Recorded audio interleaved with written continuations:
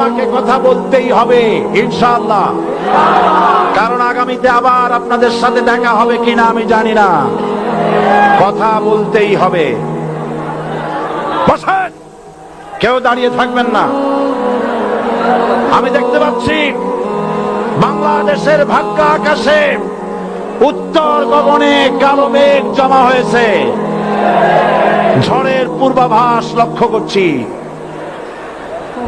যদি মোকাবেলা করতে না পারেন সক্ষম ভাবে, এমন অন্ধকার গাঢ় কালো অমাবস্যার রাত আসতে পারে যার সুবে সাদেক হওয়া অসম্ভব। সুতরাং আপনারা কি কাপুরুষের মতো কাফের মুশরিকদের গোলামি করে মরতে চান?